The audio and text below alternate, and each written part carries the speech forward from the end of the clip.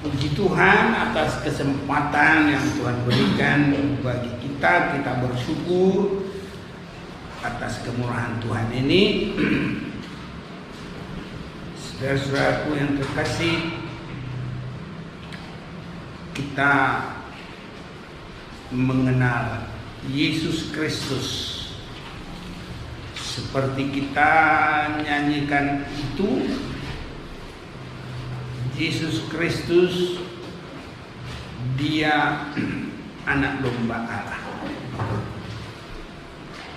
Kalau kita sudah benar-benar mengenal Yesus Kristus, maka saudara-saudaraku,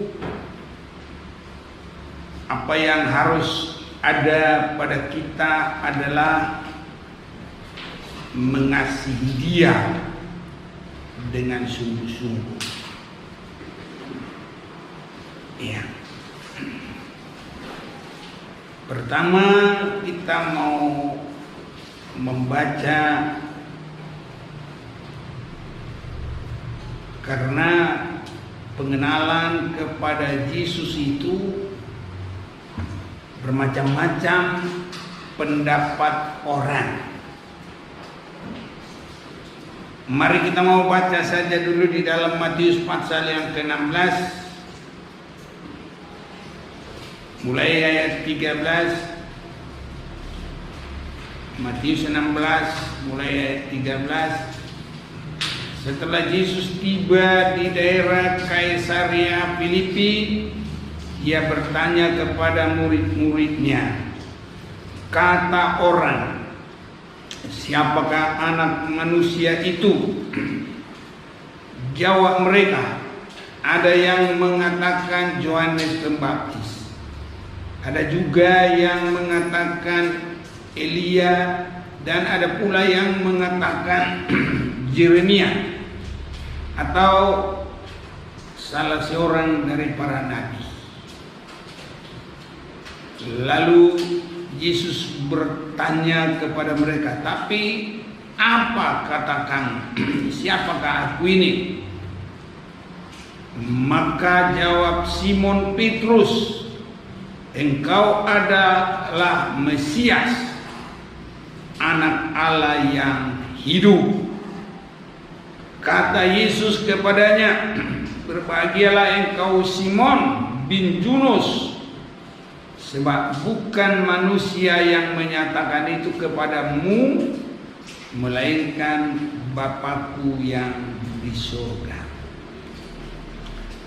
Saudara-saudaraku, pengenalan kita harus benar-benar mengenal Yesus itu siapa. Karena itu menjadi fondasi hidup kita. Itu menjadikan keteguhan hati kita, pengenalan yang baik, pengenalan yang benar. Sama dengan contoh, kalaupun ada satu barang didapat di ladang, tapi kalau kita nggak mengerti apa itu dan apa gunanya, maka kita tidak akan berusaha memilikinya. Tapi kalau itu adalah harta yang mahal, harta yang terpendam, maka dalam firman Tuhan juga disebutkan bahwa orang berani menjual semuanya untuk mendapatkan ladang yang berisi barang yang berharga, harta yang terpendam. Itu sebabnya pengenalan kita kepada Yesus juga itu akan nanti mendasari sejauh mana kita juga mengasihi Dia, mengikut Dia dengan benar. sejauh mana kita berpegang kepadanya. Dan kalau kita sudah mengenal Dia dan teguh kepadanya, mengasihi Dia, maka kita tidak akan goyah lagi. Itu sebabnya bangsa Israel juga kita sudah mendengar yang saat itu sebagai pemukanya adalah Elia. Kita sudah baca itu, tapi saya juga ingin kita melihat lagi dalam 1 Raja-Raja pasal yang ke-18.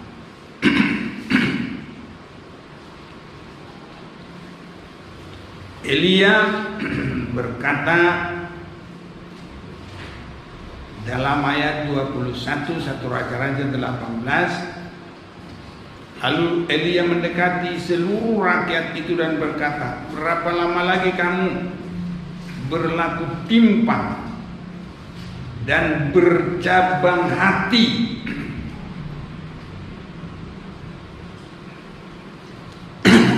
Kalau Tuhan itu Allah, ikutilah Dia, dan kalau Baal, ikutilah dia. Tapi rakyat itu tidak menjawab sepatah kata pun. Jadi bangsa Israel itu tidak ada pengenalan yang membawa mereka kepada keteguhan, dan itu menjadikan mereka timpang, tidak bersungguh-sungguh. Padahal untuk hidup yang kekal itu harus sampai mengenal Tuhan dengan kebenarannya dan mengasihinya dengan segenap hati dan dengan segenap tenaga. Itu yang kita boleh baca di dalam Matius pasal 22 ayat 37. Jawab Yesus kepadanya, kasihilah Tuhan Allahmu dengan segenap hatimu dan dengan segenap jiwamu dan dengan segenap akal budimu. Ini harus jadi pengiringan kita kepada Tuhan, harus menjadi ibadah kita. Ada orang, saudaraku, mempermudah masuk surga itu, sebagian berkata yang penting sudah percaya, cukup. Nah, kalau hanya untuk percaya saja, kenapa Alkitab kita ini sampai begitu banyak buku 66, sampai begitu banyak pasal ayatnya? Kalau hanya percaya saja ya cukup, hanya gak usah 1 halaman. Tapi ini halamannya juga berapa banyak, gak pernah saya hitung ini. Sebabnya saudara-saudaraku, kita harus mengerti firman. Kalau sudah mengenal dengan sungguh, harus sampai teguh, harus sampai mengasihi Dia dengan segenap hati, dengan segenap jiwa, dengan segenap akal budi. Saudaraku, kita semua harus bertumbuh dalam pengiringan kita, dalam tindakan kita, dalam pelayanan kita.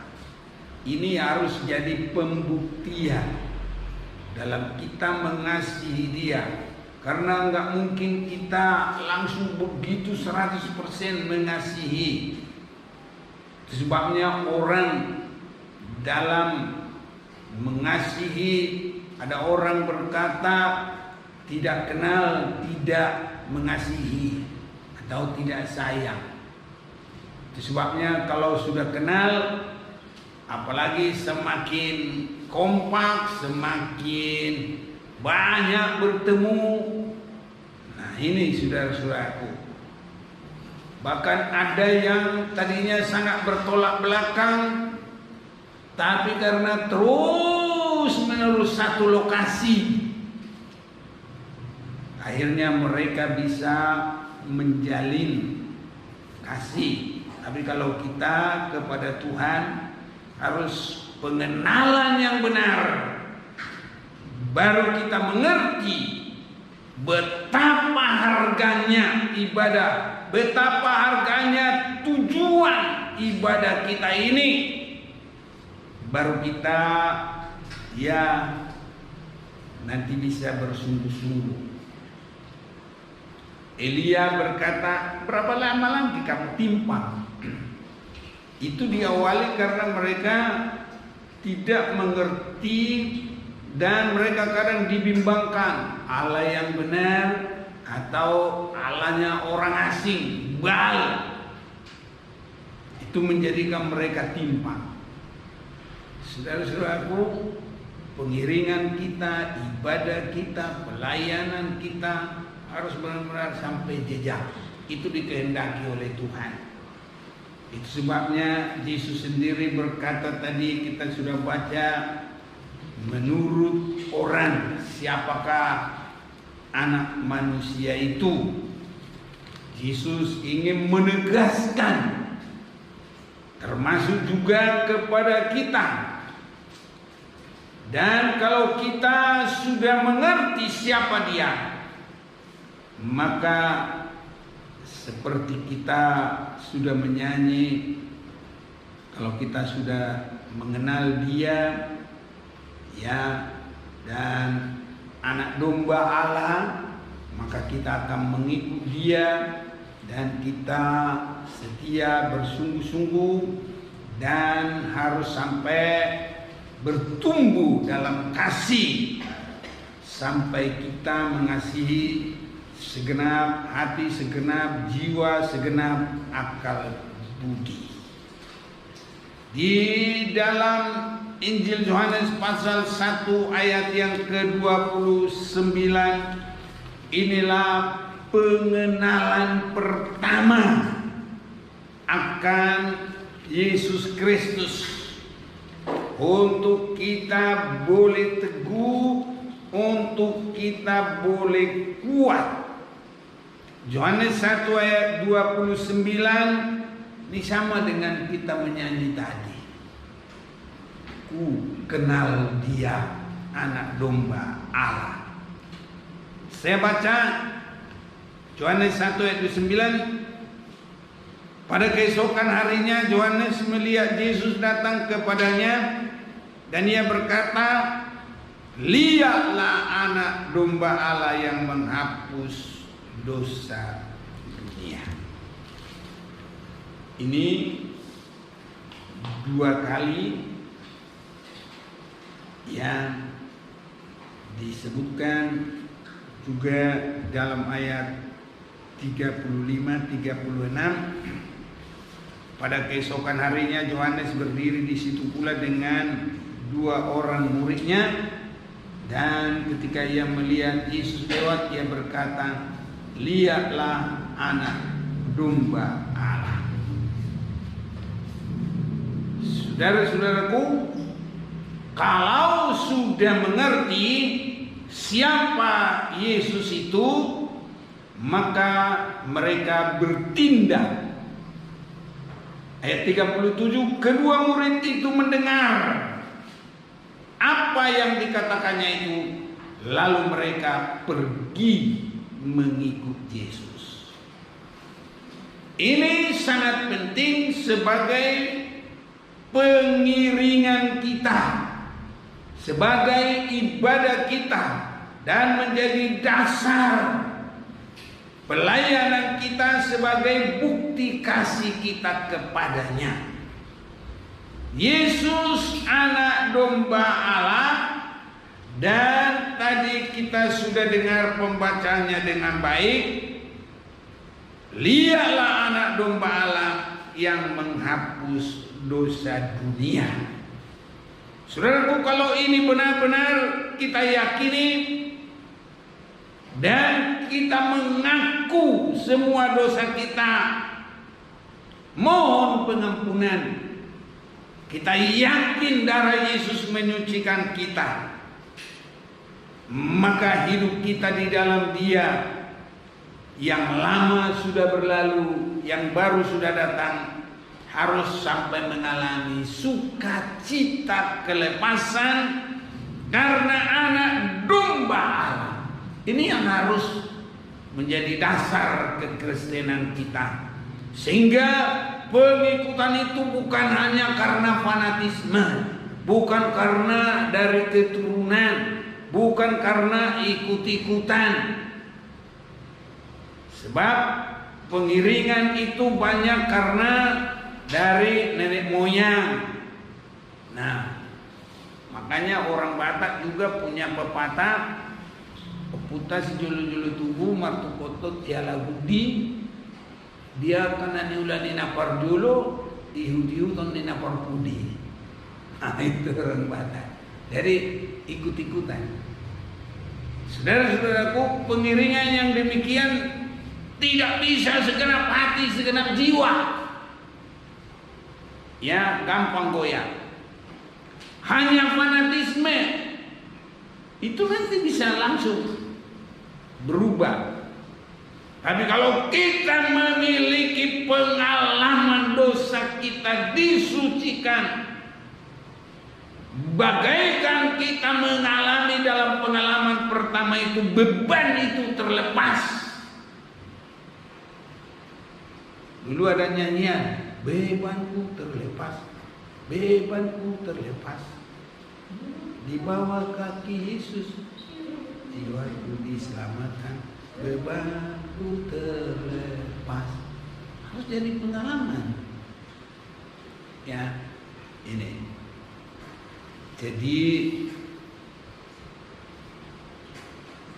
memang kalau seperti pengalaman saya di dalam sekitar umur yang ke-19 kurang lebihnya begitu, saya mulai mengambil kesimpulan mau menyerahkan hidup kepada Tuhan, tidak mau lagi dalam kehidupan yang lama. Ya, jadi kalau memang itu pertamanya ada kehidupan yang jauh dari Tuhan, tidak ibadah, tidak mengerti, ya. Jadi yang orang tuanya dari lahir Kristen, ikut, nanti suatu waktu pastikan saya mau mengasihi Yesus dengan sungguh, saya mau mengikut Dia, saya mau berserah diri kepadanya. Kapan kita lakukan? Ya, kita bisa lakukan kalau waktu kita dibaptis. Dan pengalaman dibaptis harus jadi pengalaman yang lama sudah berlalu, yang baru sudah datang. Dan itu harus menjadi pegangan awal. Dan hari demi hari dibarui, hari demi hari berpengalaman dengan Tuhan, itu menjadikan kita kokoh, semakin mengasihi Dia sampai segenap hati, segenap jiwa, segenap akal budi. Ini harus sampai kita berpengalaman. Ini saudara-saudaraku, dalam hal ini kita dibawa berpengalaman bebas dari kehidupan lama, bebas dari dosa-dosa keturunan, karena di dalam Yesus semua yang lama sudah berlalu, yang baru sudah datang. Dan kalau kita terus mengasihi Dia, maka kita akan terus bergumul di baru dari sehari ke sehari. Apa yang harus kita perbuat di situ? Itu semakin mematikan keinginan-keinginan yang tidak berkenan kepada Tuhan. Saudara-saudaraku, perjuangan kita belum selesai. Perjuangan kita harus sampai kalau Kristus datang pada hari yang terakhir, kalau kita sempat meninggal dunia, maka harus masuk dalam kebangkitan yang pertama. Ini harus terjadi bagi kehidupan kita. 1 Tesalonika pasal yang keempat ayat 16. Sebab pada waktu tanda diberi, yaitu pada waktu penghulu malaikat berseru dan sangkakala Allah berbunyi, maka Tuhan sendiri akan turun dari surga, dan mereka yang mati dalam Kristus akan lebih dahulu bangkit. Jadi ini Tuhan sudah memberi kemenangan untuk mengalami kuasa kebangkitan dari maut. Ini saudaraku, dan maut adalah musuh yang terakhir yang harus dikalahkan. Maut adalah musuh yang terakhir yang harus dikalahkan. 1 Korintus pasal 15.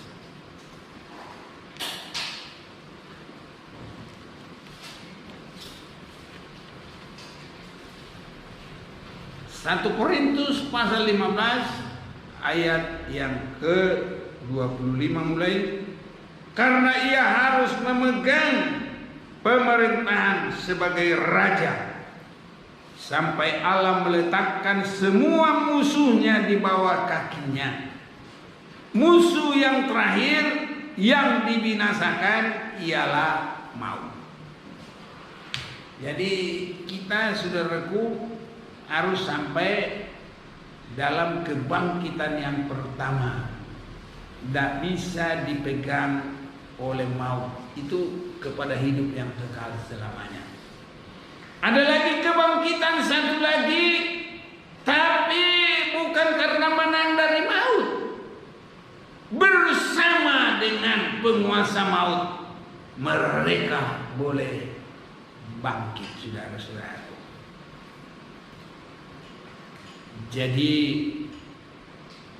orang yang menang daripada maut, itulah yang sudah bergumul dengan sungguh-sungguh.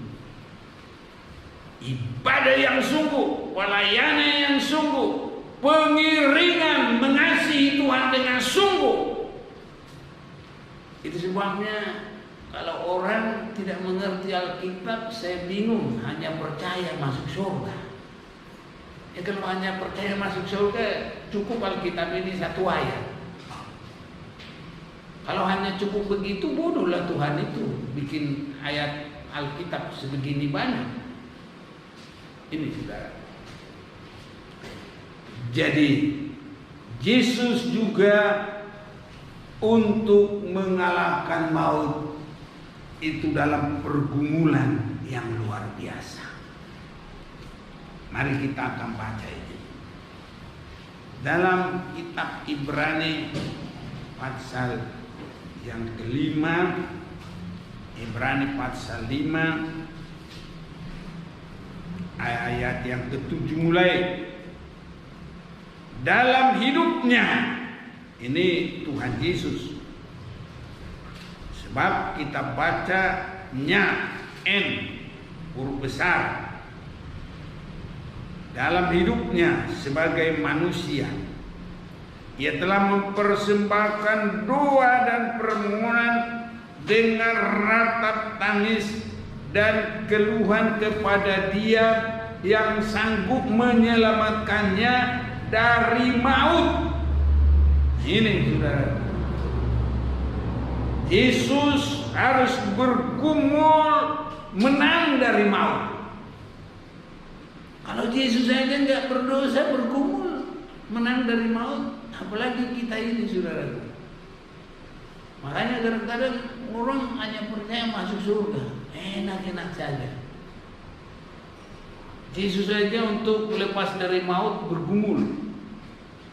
Karena kalau kita mati di dalam dosa sedikit pun nanti bisa ikatan, tidak bisa keluar dari maut. Itu sebabnya kalau orang mau meninggal dunia harus benar-benar bergumul supaya semuanya diampuni, disucikan oleh Tuhan. Ini saudara-saudaraku.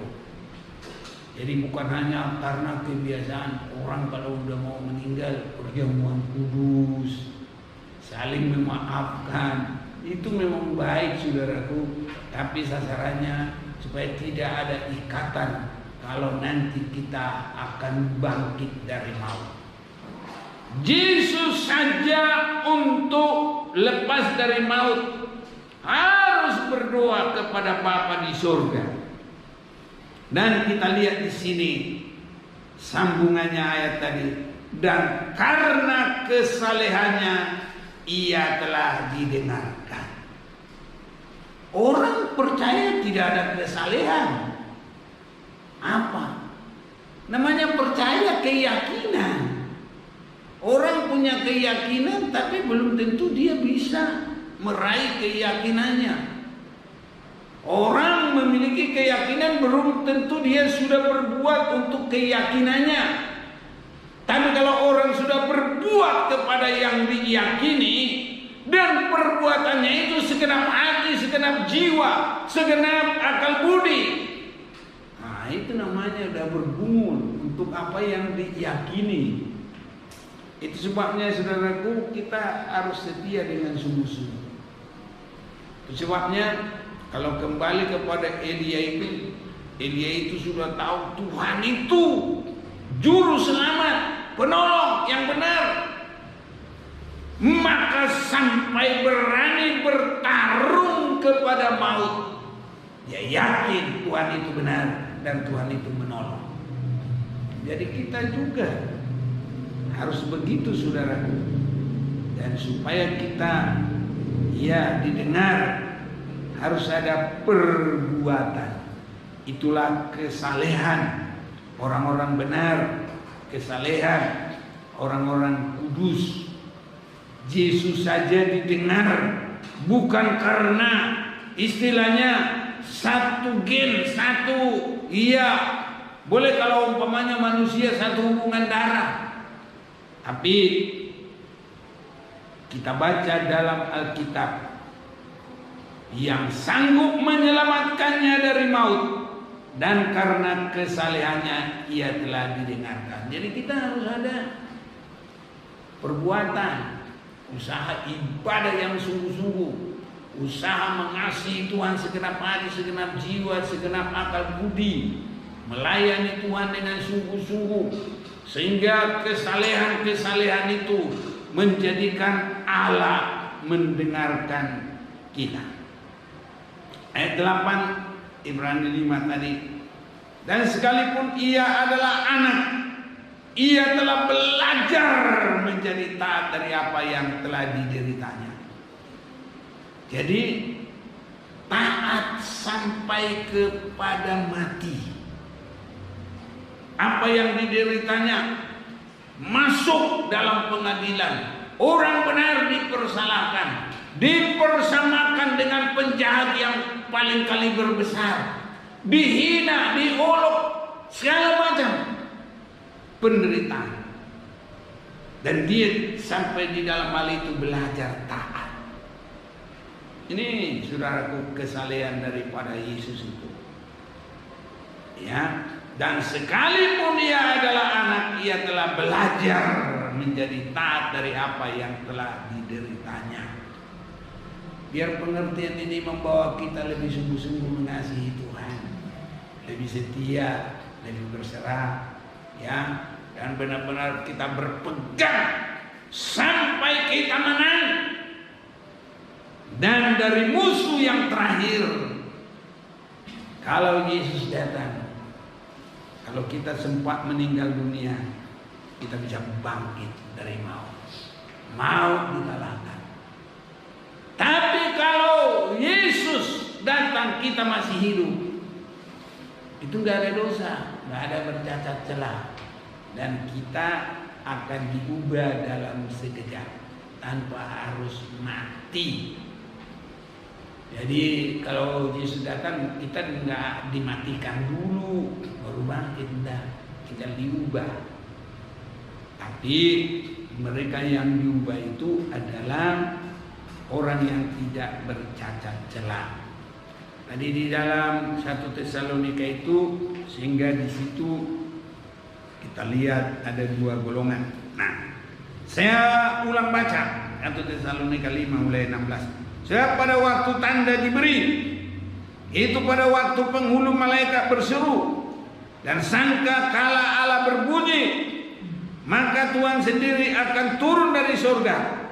Mereka yang mati dalam Kristus akan lebih dahulu bangkit.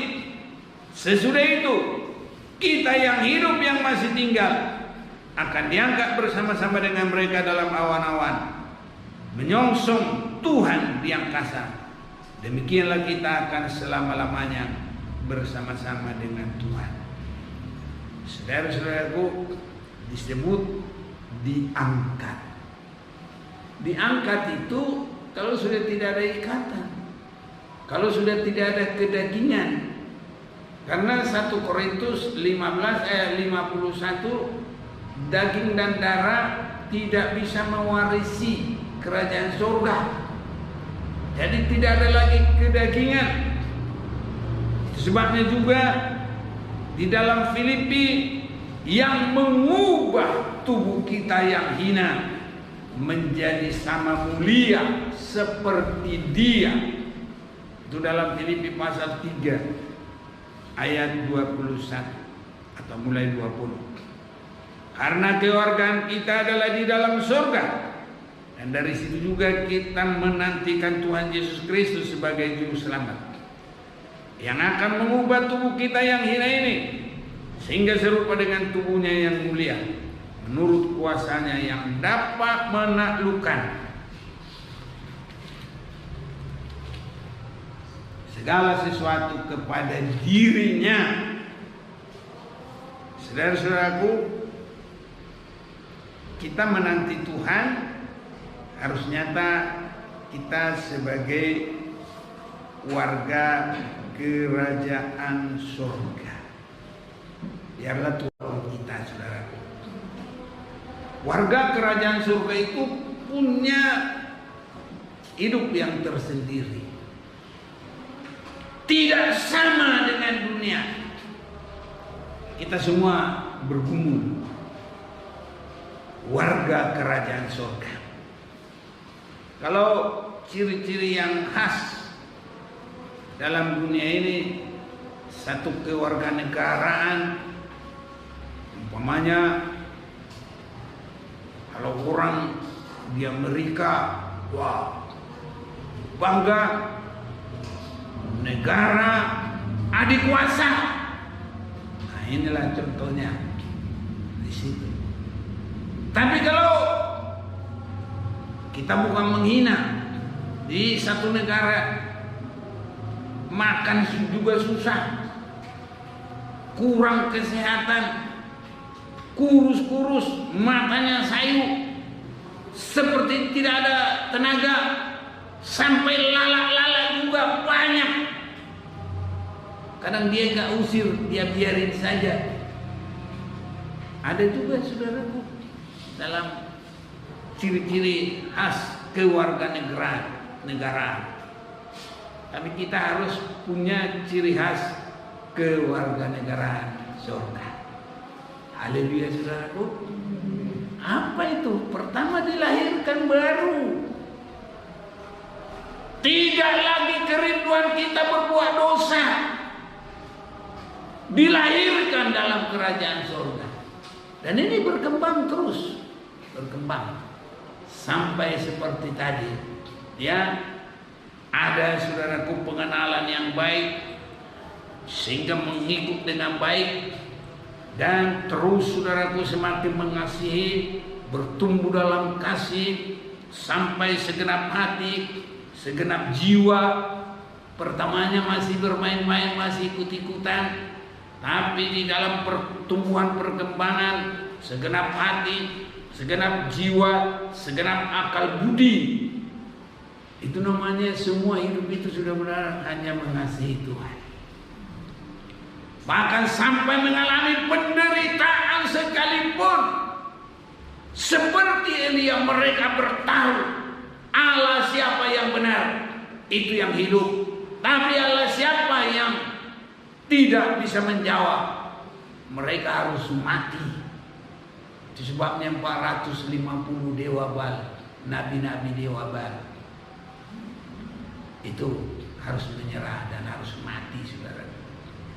Ya, jadi inilah kesungguh-sungguhan. Untuk apa? Supaya kita tidak ada ikatan daripada maut itu. Kalau Yesus saja bergumul untuk lepas dari maut, apalagi kita, saudara-saudara. Banyak orang yakin langsung masuk surga. Bagaimana dia bisa masuk surga nanti kalau maut mengikat dia?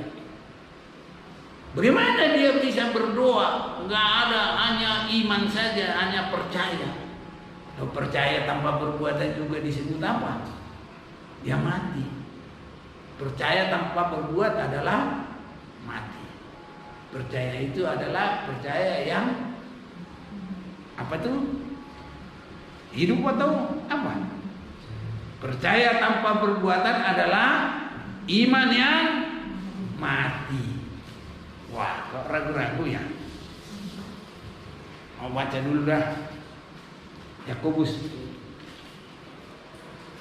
Ya, harus jelas. Yakobus pasal yang pertama atau kedua ini. Ya.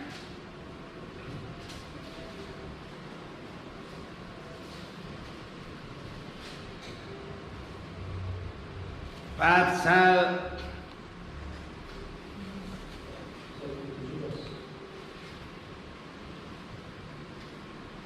ya, pasal 2 ayat 17. Demikian juga halnya dengan iman. Jika iman itu tidak disertai perbuatan, maka iman itu pada hakikatnya adalah mati. Dia orang kadang nggak mengerti, tapi hanya begitu aja dia bilang. Nah, apalagi orang Batak yang bahasanya kan begini. Benar percaya. Nah, dia pikir kalau sudah percaya udah cukup. Udah percaya tanpa perbuatan juga mati imannya. Nah, tapi dia pengertiannya cuma begitu. Percaya pikirnya udah langsung masuk surga. Enak aja. Bagaimana dia nanti bisa lewat dari maut? Tidak bisa.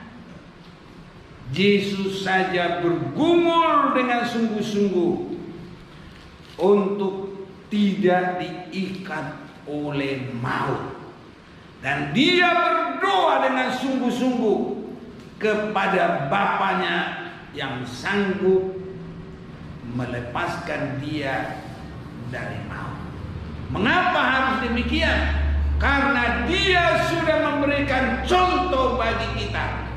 Dia mengambil rupa manusia. Di dalam dia pertama sebagai yang sulung menjadi pemenang, tapi dia juga untuk memberi teladan bagi kita. Makanya dia manusia 100%. Dan dia sangat menderita. Itu sebabnya bagaimana perlakuan manusia itu ada pada Yesus untuk menjadi teladan bagi kita. Itu sebabnya dalam Ibrani 5 tadi ayat 8, dan sekalipun ia adalah anak, ia telah belajar menjadi taat dari apa yang telah dideritanya. Jadi di dalam semua penderitaan itu dia menang dan tidak berdosa. Untuk dia bisa menang lewat melalui maut sebagai musuh yang terakhir. Pengertian firman juga itu tidak cukup tanpa melakukan.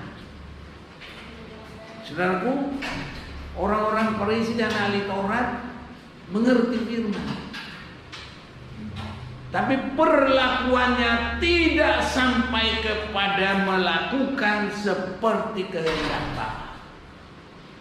Iblis juga ahli dalam firman Tuhan, tapi untuk menyerahkan hidupnya jadi pelaku firman tidak ada. Saudara-saudaraku, banyak orang bangga kalau sudah pintar. Ya, banyak orang bangga kalau sudah pintar. Itu sebabnya kalau orang belum mengerti sampai kepada kerohanian, bagaimana nanti dia bisa lewat dari maut. Kebanggaannya adalah kepintarannya. Makanya dijejerlah ia gelar doktor, master, apalagi segala macam.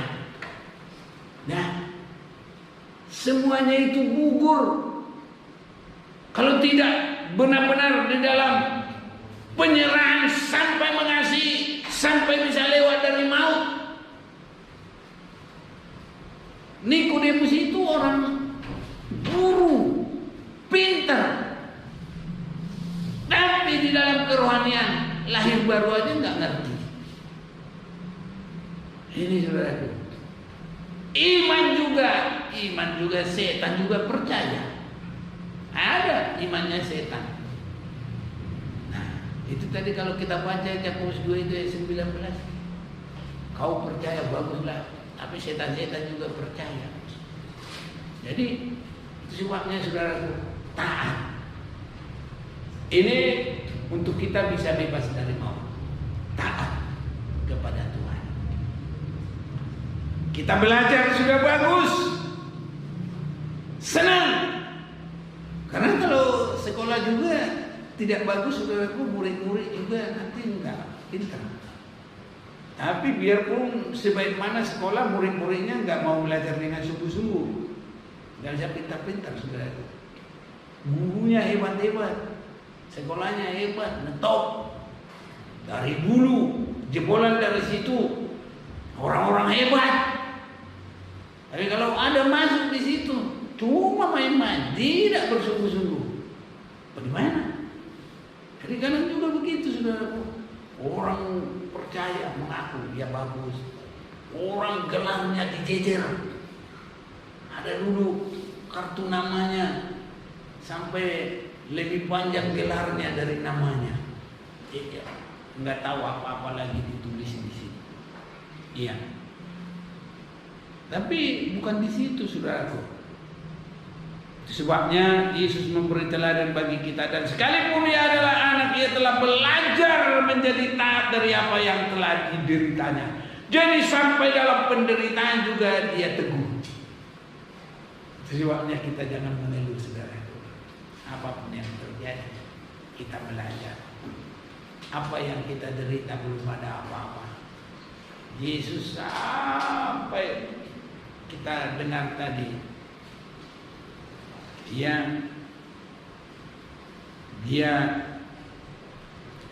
kita sudah baca tadi, dalam hidupnya sebagai manusia ia telah mempersembahkan doa dan permohonan dengan ratap tangis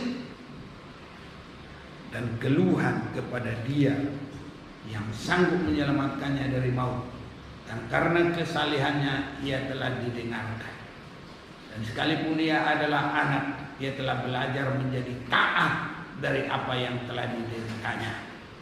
Dan sesudah ia mencapai kesempurnaannya, kesempurnaan dalam ketaatan, kesempurnaan dalam ketekunan, kesempurnaan di dalam tidak bergeming walaupun dalam penderitaan sekalipun.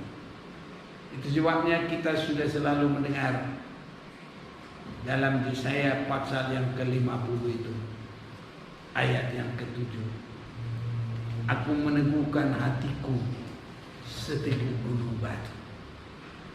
Ini kiranya kita ingat, dan ini harus jadi senjata dalam hidup kita untuk kita berteguh kepada Tuhan. Apapun yang terjadi, jangan mudah goyah.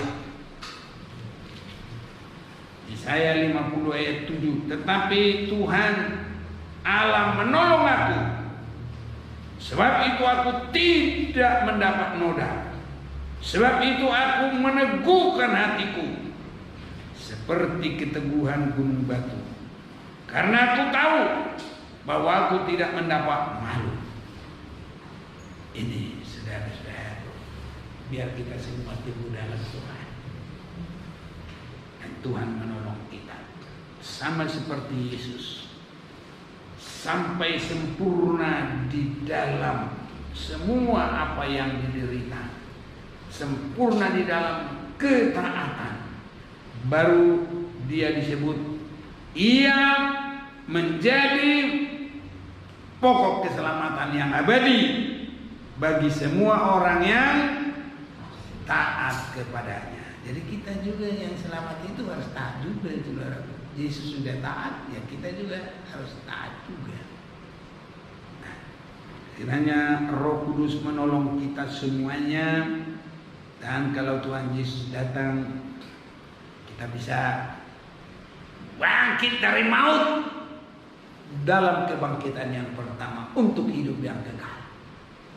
Dan kalau kita masih hidup pada saat itu, tidak ada ikatan, kita diubah sama seperti Dia. Tuhan pasti tolong kita, biar kita berserah, dan ini kerinduan kita. Mari kita mau menyanyi.